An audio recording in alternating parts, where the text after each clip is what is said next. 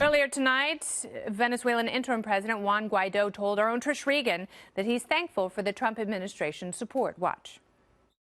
We want to maintain the best relations with the United States. And the Trump administrations, we need to thank them for their determination to defend democracy in our region. I think that's been very important. And of course, the people of the United States is following what's going on, and they are being very empathetic with what's going on in our country. We continue forward, and we know we have the support of the United States and the international community. Well, I'm certainly pulling for Guaido to oust the tyrant that is Maduro, but couldn't a U.S. military intervention just make things so much worse? Joining me now, Young Voices contributor and U.S. spokesman for the libertarian Vente Venezuela Party, Daniel DiMartino. Welcome to the show, Daniel. Hi, Kennedy. Thank you for having me. So, Daniel, tell me how you see this, how you see it ending, and how you see the influence of the American military in Venezuela.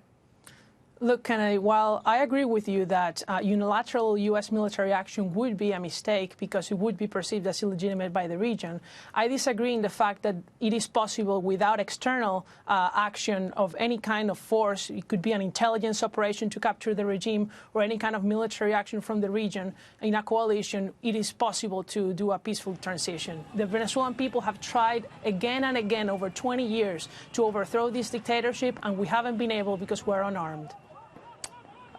Unfortunately, a lot of people in Venezuela are not unarmed, and that's the colectivos because of the way the Chavez regime armed people who were opposed to him and his leadership.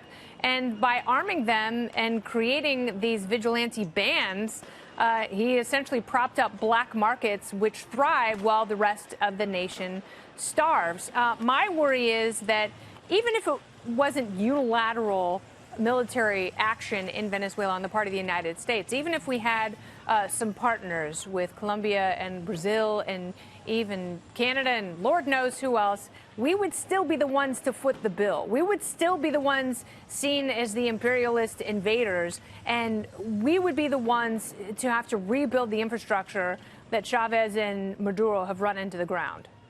So let me be clear on this, Kennedy. I'm not supporting like a full ground troop invasion. I completely disagree with that. What I agree with is that the Venezuelan parliament needs to activate Article 187 in its numeral number 11 in our constitution, which allows our country, Juan Guaido, the legitimate president, to request other countries to assist our legitimate forces, which are part of the Venezuelan military that supports us, into taking back our country. We just want to organize free elections. Why has it been so hard for Guaido over the last 24 to 36 hours to get any traction with the military? He seemed very confident that the moment he called for an uprising, there would be more defections, and he has admitted that there haven't been the number of defections necessary in order to force Maduro out. Why is that?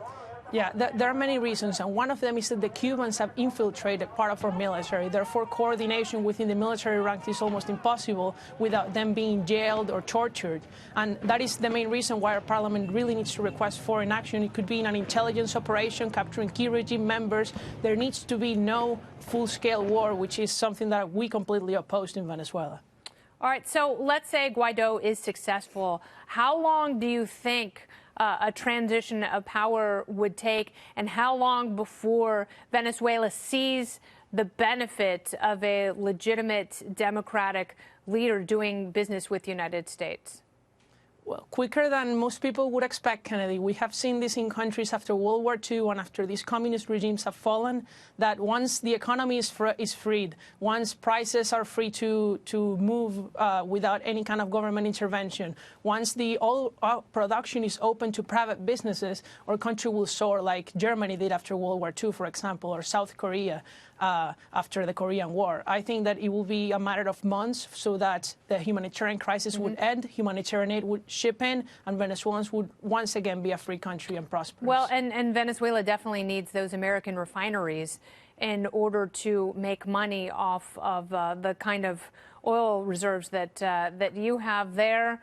Hopefully brighter days are ahead, because it cannot continue like this in the short term with the chaos and the bloodshed in the streets, and in the long term with the malnutrition and the brain drain. So we are absolutely absolutely hoping for a positive, peaceful outcome. Daniel, thank you so much.